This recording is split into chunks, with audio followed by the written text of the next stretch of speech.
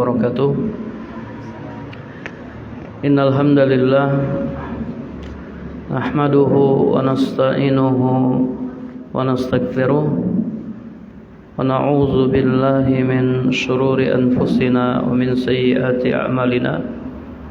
May yahdihillahu fala mudhillalah wa may yudlil fala hadiyalah. Wa ashhadu an la ilaha illallah wahdahu la syarikalah wa ashhadu anna Muhammadan abduhu wa rasuluh sallallahu alaihi wasallam. Amma ba'du. Baik, kita lanjutkan kajian kitab Al-Wajibat. Kita sampai pada pembahasan dalil inqiyad. Dalil yang menunjukkan bahwasanya inqiyad merupakan syarat la ilaha illallah. Penulis rahimallahu berkata, wa dalilul inqiyad lima dallat alaihi qauluhu ta'ala wa anibu ila rabbikum wa aslimu lah. Dalil inqiyad sebagaimana yang ditunjukkan oleh firman Allah dalam surat Az-Zumar ayat 54, wa anibu ila rabbikum wa aslimu lahu, dan kembalilah kamu kepada Rabbmu dan berserah dirilah kepadanya.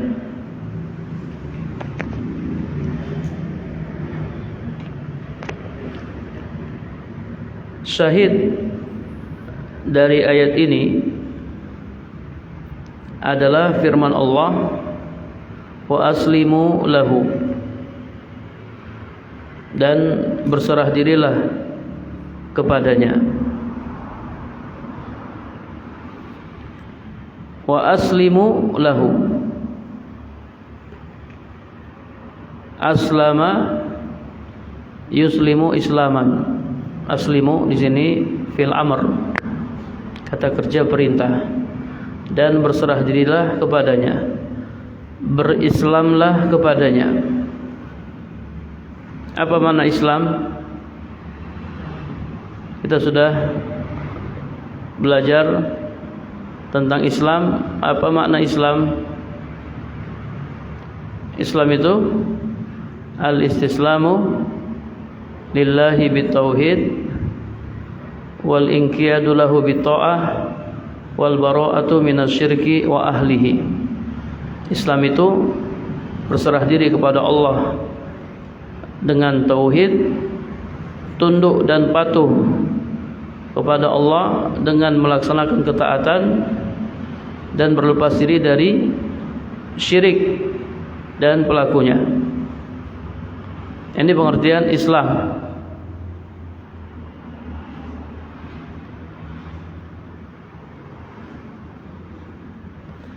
Maka inqiyad merupakan syarat keislaman. Perhatikan, al-istislam lillahi bitauhid wal inqiyad. Wal inqiyadu lahu bitta'ah wal bara'atu minasyirki wa ahlihi. Jadi dalam berislam harus ada apa? Inqiyad. Dalam berislam harus ada inqiyad. Oleh karenanya inqiyad merupakan syarat keislaman. Kalau tidak ada inqiyad, maka keislaman seseorang batal. Kalau tidak ada inqiyad sama sekali, maka tidak ada Islam sama sekali. Demikianlah yang diinginkan oleh para ulama ketika berdalil dengan ayat ini. Inqiyad itu adalah syarat keislaman, syarat la ilaha illallah.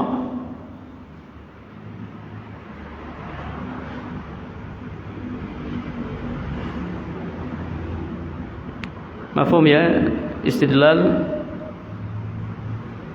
dari ayat ini. Jadi syahidnya wa aslimu lahu, dan berislamlah kepadanya, berserah dirilah kepadanya, kepada Allah Subhanahu wa taala.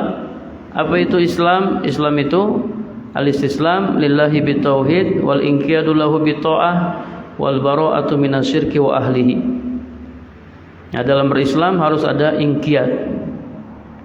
Inqiyad merupakan syarat keislaman atau syarat la ilaha illallah.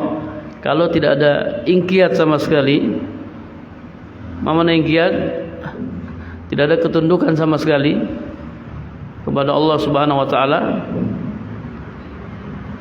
maka tidak ada Islam atau tidak ada la ilaha illallah. Batal keislaman seseorang kalau tidak ada inqiyad. Inqiyad wal inqiyadu lahu bitta'ah, tunduk kepada Allah dengan melaksanakan ketaatan.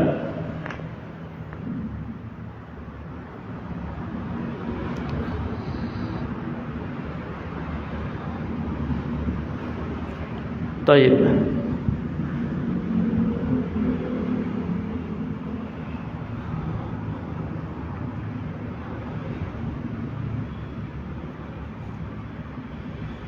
Kemudian dalil yang kedua,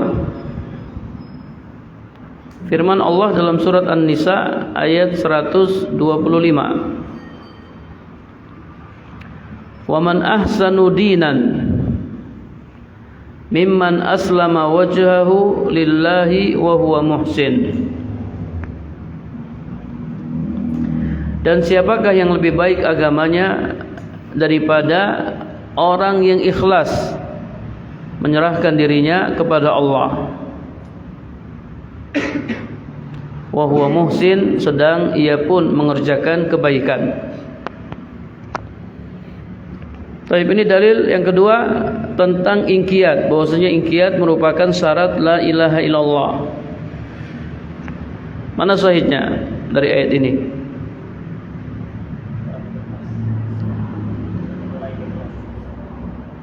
Apa? Syahidnya, antum cari lafaz dalam ayat ini yang menunjukkan bahwasanya inqiyad itu syarat la ilaha illallah.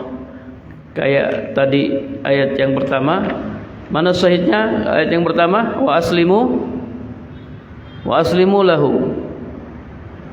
Kalau dalam ayat ini ayat yang kedua, mana syahidnya? Mana syahidnya?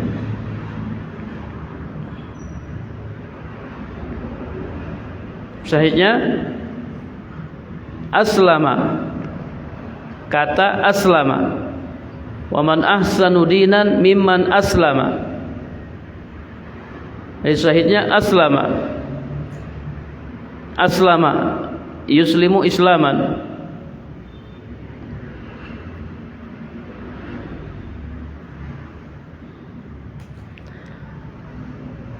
Apa pengertian Islam? Tadi sudah kita jelaskan, Islam itu al-istislam lillahi bitauhid wal inqiyadu lahu bitta'ah wal bara'atu minasyirki wa ahlihi. Jadi Islam atau menyerahkan diri mengharuskan inqiyad, harus ada inqiyad. Jika inqiyad tidak ada sama sekali, maka tidak ada Islam sama sekali. Sebagaimana yang sudah dijelaskan pada dalil yang pertama. Jadi istidlal dari dalil yang pertama itu sama dengan istidlal dalil yang kedua, sama persis. Yang namanya Islam harus ada inqiyad. Kalau tidak ada inqiyad, maka Islamnya tidak sah, Islamnya batal. Islam itu ada tiga: istislam lillahi bitauhid, wal inqiyadu lahu bitta'ah, wal bara'atu minasyirki wa ahlihi.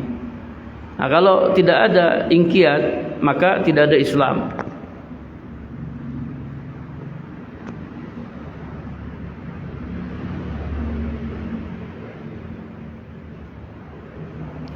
Kemudian ya ada faedah dari ayat ini. Memperhatikan wa man ahsanu dinan mimman aslama wajhahu. Dan siapakah yang lebih baik agamanya daripada orang yang ikhlas menyerahkan dirinya kepada Allah. Kata ahsan, ahsanu adalah isim tafdil yang tidak ada mafdulnya.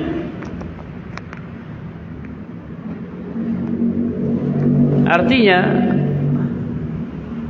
bukan berarti ini yang paling baik dan di sana ada yang baik tapi tidak begini. Tidak demikian. Artinya tidak dipahami dari kalimat ini, orang yang paling baik agamanya adalah orang yang ikhlas menyerahkan dirinya kepada Allah. Dan di sana ada orang yang baik yang tidak ikhlas, yang tidak menyerahkan dirinya kepada Allah, tidak Islam. Tidak demikian. Yang benar, tidak ada kebaikan sama sekali bagi agama orang yang tidak aslama wajhahu lillah, atau tidak Islam, di mana termasuk makna Islam adalah inqiyad. Perhatikan ya, isim tafdil itu seperti ini. Ahsanu itu kita artikan apa? Lebih baik, lebih bagus. Kalau ada yang lebih bagus berarti ada yang bagus, ya atau tidak? Ada yang lebih besar, ada yang besar. Ahsanu ini namanya isim tafdil, lebih bagus. Kalau lebih bagus berarti ada yang bagus. Ada yang lebih bagus, ada yang bagus. Yang bagus itu namanya mafdul. Mafdul. Kalau ada yang lebih bagus berarti ada yang bagus, itu tidak. Tidak semua isim tafdil ada mafdulnya. Tidak semua. Yang lebih bagus itu ada bagusnya. Jadi tidak dipahami dari ayat ini, oh yang lebih bagus itu Islam. Tapi di sana ada yang bagus yang bukan Islam. Tidak dipahami seperti itu. Yang selain Islam pasti tidak bagus. Nggak ada yang bagus selain Islam. Islam itu yang paling bagus. Ada nggak yang bagus selain Islam? Islam yang paling bagus, yang paling atas. Taib, ada yang bagus nggak selain Islam? Nggak ada. Nggak ada yang bagus selain Islam. Semuanya jelek. Semuanya tidak bagus. Itu maksudnya isim tafdil yang tidak ada mafdulnya.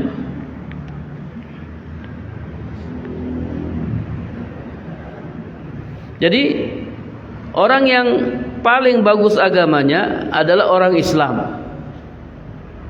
Dia ikhlas, kemudian dia menyerahkan dirinya kepada Allah. Ini yang paling bagus agamanya.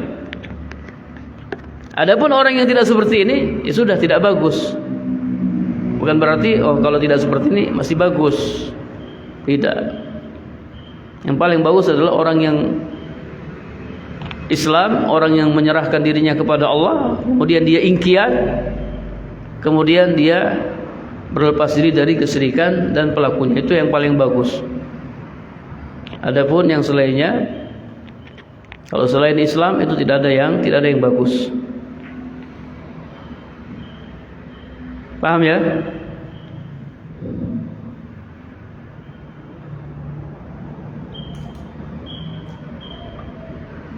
Dan ini bisa kita lihat dalam ayat yang lain, banyak ayat-ayat yang seperti ini. Misalnya firman Allah Ta'ala dalam surat Al-Furqan ayat 24. Allah Subhanahu wa taala berfirman, ashabul jannati yawma idzin khairun mustaqarra wa ahsanu makila. Penghuni-penghuni surga pada hari itu paling baik tempat tinggalnya dan paling indah tempat istirahatnya. Di sini ada kata ahsan, wa ahsanu makila. Wa ahsanu makila, paling indah tempat istirahatnya. Ini juga isim tafdil yang tidak ada mafdulnya. Tidak dipahami dari kalimat ini, surga adalah tempat istirahat yang paling indah. Dan di sana ada tempat istirahat selain surga yang indah. Selain surga apa? Neraka. Jadi surga adalah tempat istirahat yang paling indah, sementara neraka adalah tempat istirahat yang indah. Tidak dipahami demikian. Karena tidak ada keindahan dalam neraka, semuanya adalah keburukan.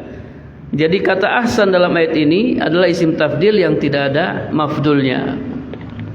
Jangan kita mengatakan, oh berarti surga itu tempat yang paling indah, paling indah. Oh di sana ada tempat selain surga yang indah. Tempat apa itu? Neraka. Tidak dipahami demikian. Karena neraka tidak ada keindahan dalam neraka, isinya keburukan. Ya, penderitaan, siksaan dan seterusnya. Walaupun ya di sana ada isim tafdil yang ada mafdulnya. Coba kita contohkan isim tafdil yang ada mafdulnya. Isim tafdil yang ada mafdulnya.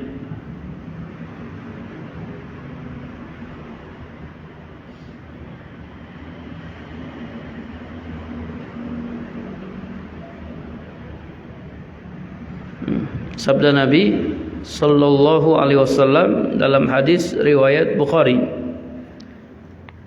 "Ma min ayyamin al-amalus salihu fihinna ahabbu ilallah min hadhil ayyam al-ashr."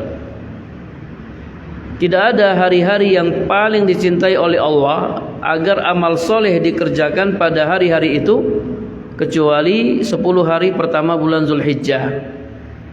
Faqalu ya Rasulullah walal jihadu fi sabilillah. Para sahabat bertanya, wahai Rasulullah, bagaimana dengan jihad di jalan Allah?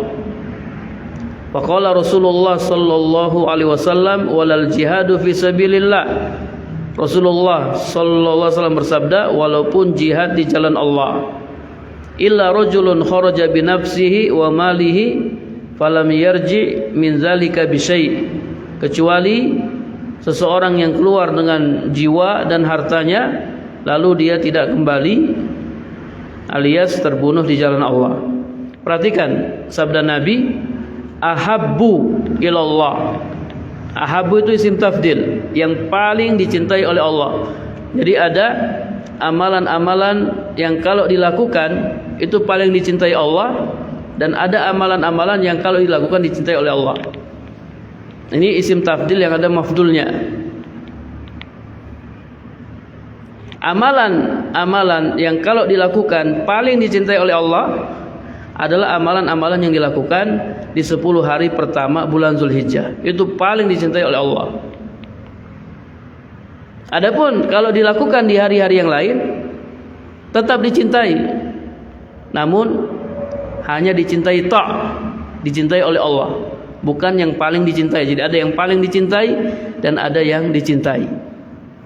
Beramal soleh di hari-hari yang lain dicintai oleh Allah, namun beramal soleh di 10 hari pertama bulan Zulhijjah lebih dicintai oleh Allah, paling dicintai oleh Allah. Nah ini contoh isim tafdil yang ada mafdulnya. Ada yang paling dicintai dan ada yang dicintai. Adapun ayat yang sedang kita bahas ini tidak ada mafdulnya, isim tafdil yang tidak ada mafdulnya.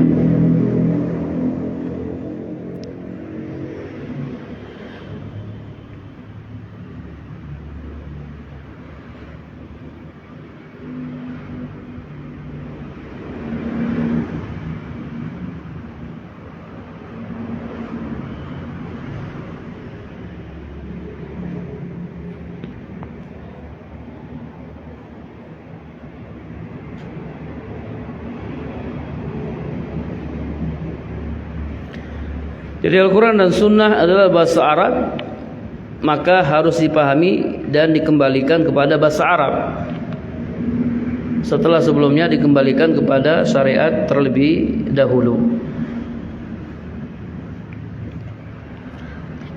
Ya, ketika kita mengartikan Al-Quran ya harus dikembalikan kepada bahasa Arab.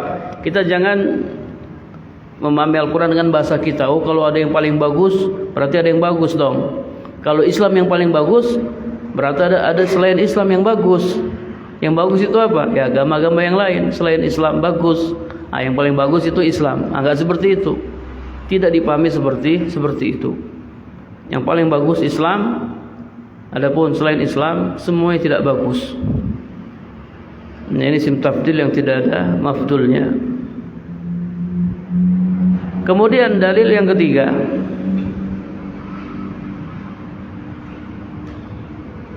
firman Allah dalam surat Luqman ayat 22. Wa may yuslim wajhahu ila Allah wa huwa muhsin faqad istamsaka bil urwatil wusqa ay bil la ilaha illallah. Dan barang siapa yang menyerahkan dirinya kepada Allah sedangkan dia orang yang berbuat kebaikan, maka sesungguhnya dia telah berpegang kepada buhul tali yang kokoh, ai bil la ilaha illallah, yakni la ilaha illallah. Dia telah berpegang kepada la ilaha illallah. La ilaha illallah itu kalau diumpamakan sebuah tali, maka dia tali yang paling kuat. Tali yang paling kuat. Lam fisamalah, yang tidak akan putus. Taib, mana syahid dari ayat ini? Syahidnya antum tinggal cari kata aslama yuslimu. Mana syahidnya? Yuslim. Wa may yuslim. Syahidnya yuslim.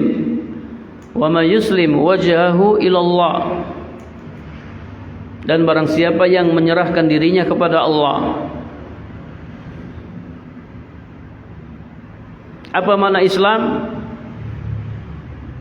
Al-istislam lillahi bitauhid wal inqiyadu lahu bitta'ah wal bara'atu minasyirki wa ahli. Jadi intinya, kalau antum dapat dalam Al-Qur'an ada kata aslama yuslimu, maka terkandung di dalamnya inqiyad. Terkandung dalam lafaz tersebut inqiyad, karena Islam harus ada di dalamnya inqiyad.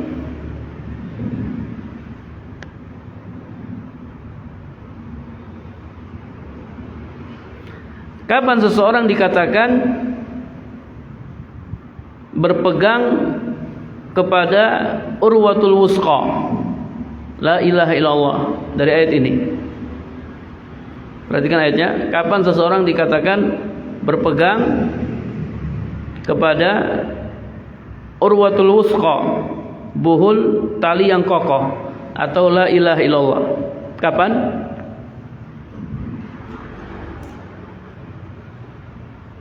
Kapan ya para jemaah? Kapan seseorang dikatakan berpegang kepada urwatul wusqa atau la ilaha illallah? Kapan?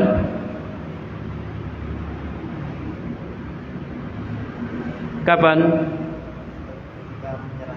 Nah, kalau dia aslama wajhahu ilallah. Kalau dia aslama wajhahu ilallah, kalau dia menyerahkan dirinya kepada Allah. Kalau dia Islam, atau kita artikan sesuai pembahasan kita, kalau dia inqiyad. Seseorang dikatakan berpegang teguh dengan la ilaha illallah kalau dia inqiyad kepada Allah, tunduk kepada Allah. Nah, di sini disyaratkan aslama wajhahu ilallah atau inqiyad, disyaratkan inqiyad bagi orang yang berpegang kepada urwatul wusqa la ilaha illallah. Dia dikatakan berpegang kepada urwatul wusqa la ilaha illallah kalau dia inqiyad. Inqiyad itu syaratnya. Berarti inqiyad itu syarat urwatul wusqa. Inqiyad itu syarat la ilaha illallah.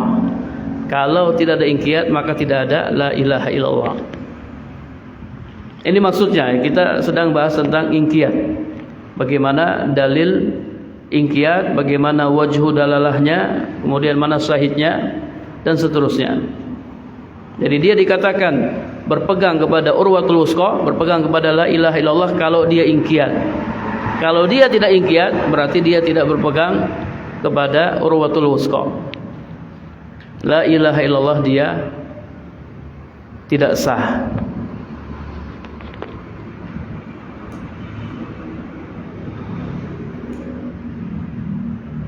Oleh karenanya barang siapa yang tidak aslama wajahu, dia tidak inqiyad, maka dia tidak memiliki pegangan urwatul wusqa, tidak memiliki la ilaha illallah.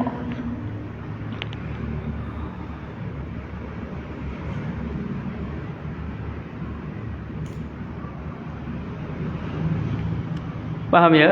Mafhum? Ya, intinya ana ulangi lagi, kalau ada kata aslama atau yuslimu ya dalam Al-Qur'an, maka terkandung di dalamnya apa? Inqiyad. Terkandung di dalamnya inqiyad. Dan Islam itu harus ada inqiyad. Kalau tidak ada inqiyad, Islamnya enggak sah. Tentang inqiyad sudah kita bahas ya. Tentang inqiyad sudah kita bahas. Apa itu inqiyad? Ya, tunduk kepada Allah sini maksudnya apa? Tunduk kepada Allah ini tunduk kepada syariat Islam. Orang yang mengucapkan la ilaha illallah, dia harus tunduk kepada syariat Islam. Jadi tunduk itu bisa tunduk itu dengan tiga hal ya. Tunduk itu dengan tiga hal.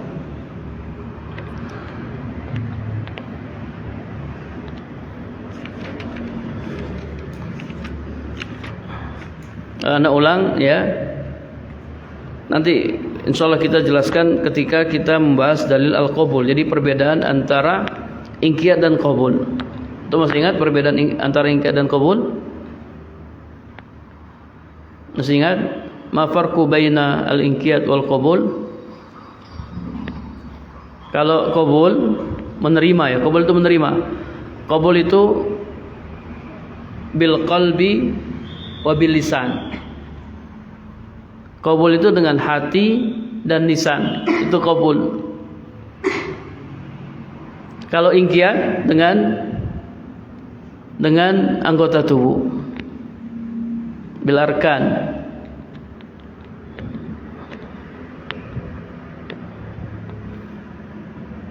Jadi la ilaha illallah kita terima dengan hati kita, kita yakini kebenarannya.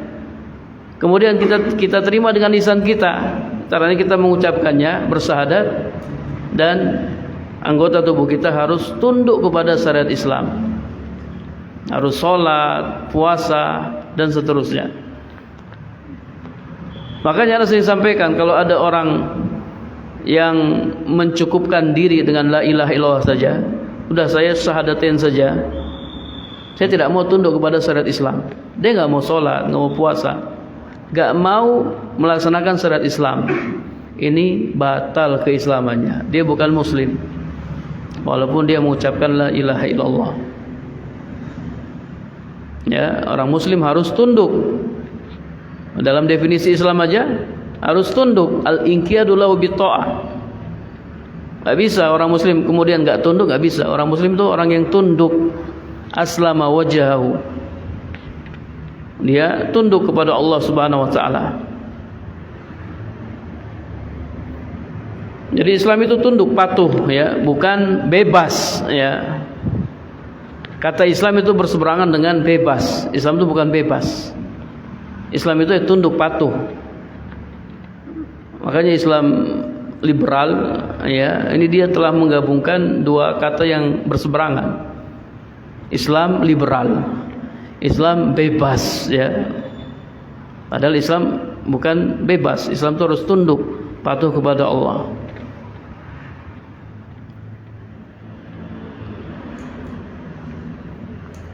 Orang munafik qabul atau tidak qabul? Orang munafik qabul, tapi dengan lisan ta'. Dia mengucapkan la ilaha illallah, qabul dia, dengan lisan ta', tapi hatinya tidak, makanya tidak sah. Qabul itu harus dua, dengan lisan dan dengan hati. Walaupun terkadang dia inqiyad. Orang munafik itu terkadang inqiyad. Orang munafik itu kadang sholat ya, tapi sholatnya terpaksa, sholatnya tidak ikhlas, dan seterusnya. Jadi mengucapkan la ilaha illallah belum tentu bisa menyelamatkan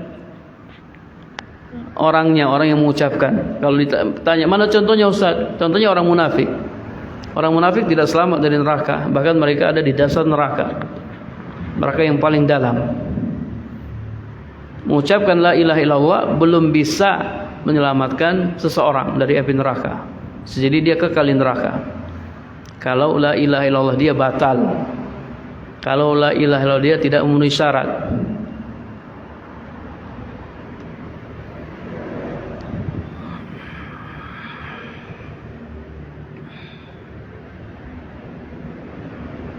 Taib.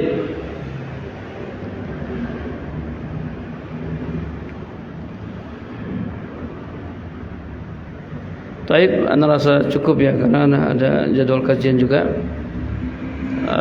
Kalau antum ada pertanyaan, kita sudah bahas 3 dalil tentang al-inqiyad.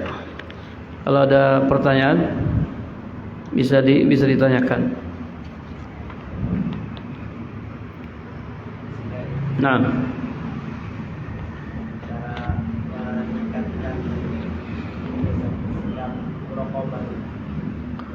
muraqabah. Ya, muraqabah nanti ketika kita mengkaji usul salasah ya, usul salasah di sana ada pembahasan tentang ihsan.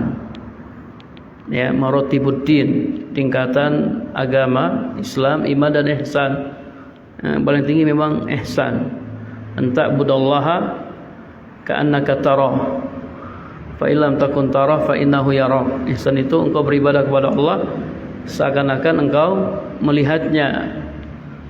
Kalau tidak bisa, engkau beribadah kepada Allah dan engkau yakin Allah melihatmu. Jadi muraqabah ya, antum senantiasa merasa diawasi oleh Allah. Orang kalau senantiasa merasa diawasi oleh Allah, maka dia akan menjadi muhsin, orang yang muhsin, orang yang ihsan. Ini nanti kita akan bahas ketika kita mengkaji kitab Usul Salasah. Jadi setelah Al-Wajibat, kitab berikutnya kitab Usul Salasah. Kitab lanjutannya kitab Usul Salasah. Kitab yang paling dasar ini kitab Al-Wajibat. Setelah itu nanti ya Usul Salasah.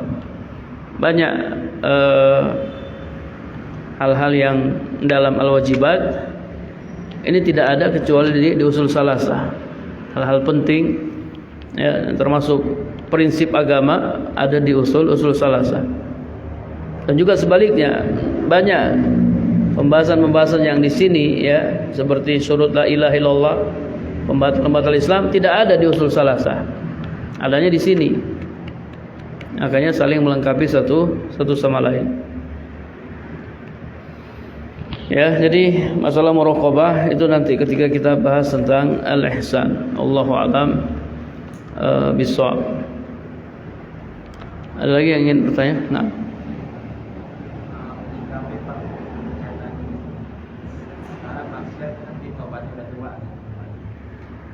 Iya, sekarang maksiat nanti tobatnya sudah tua. Cuman itu tadi hidupnya sampai tua enggak? Itu yang jadi pertanyaan. Apa dia yakin hidupnya sampai tua? Gimana kalau dia meninggal sebelum dia bertobat? Dan orang yang terus-menerus berbuat maksiat, dia akan akhiri hidupnya dengan su'ul khotimah, dengan maksiat yang sering dia lakukan. Ya, dan terbiasa melakukan maksiat itu akan mengakibatkan seseorang sulit untuk menjauhi maksiat tersebut karena dia terbiasa melakukannya, Ketika dia proses mau meninggalkannya itu sulit sekali, berat, karena sudah terbiasa. Ya, apalagi sampai taraf udah pecandu, ya, kecanduan maksiat. Ya, nauzubillah min zalik. Jadi motivasi dia maksiat. Ada orang kalau maksiat semangat dia, semangat kerja, ya. Iya, semangat kerja, hidupnya jadi semangat. Harusnya jadi motivasi dia kebaikan, ketaatan, nih malah maksiat. Jadi berubah, sudah terbalik. Ya, sudah terbalik. Jadi kita katakan kepadanya, ya kalau kamu tahu kamu hidup sampai tua. Yang kedua, kalau kamu hidup sampai tua, apakah kamu yakin Allah akan menerima tobatmu? Ya, apakah kamu yakin Allah akan menerima tobatmu? Jadi ini biasanya yang mengucapkan perkataan seperti itu ya orang-orang yang meremehkan maksiat, ya, menganggap enteng kemaksiatan. Jadi jangan dilihat dosanya, ya, jangan lihat dosanya besar atau kecilnya. Yang lihat siapa yang antum durhakai. Yang antum durhakai itu Allah Subhanahu wa taala, sesembahan antum. Yang memberikan rezeki kepada antum, Allah yang maha besar, Allah yang maha agung. Itu yang kau durhakai ketika engkau bermaksiat. Apakah pantas engkau mendurhakai Allah yang sudah begitu baik ya kepada antum dan seterusnya. Ya, jadi ini barangkali ya yang kita sampaikan kepadanya. Ada lagi? Kalau ada satu lagi? Kalau nggak ada cukup ya. Dan antum jangan lupa, antum tetap punya kewajiban menghafal syarat-syarat la ilaha illallah, adillatu hadhihi syurut min kitabillah wa min sunnati Rasulillah sallallahu alaihi wasallam. Dalilul ilmi qauluhu ta'ala fa'lam annahu la ilaha illallah, dan seterusnya. Jadi syarat-syarat dalil syarat-syarat la ilaha illallah itu dihafal. Ini ana belum minta disetorkan karena kita belum selesai. Kalau kita sudah selesai, maka harus dihafal. Semuanya dihafal dari dalil yang pertama, dalil ilmu, sampai dalil qabul. Kemarin antum sudah hafal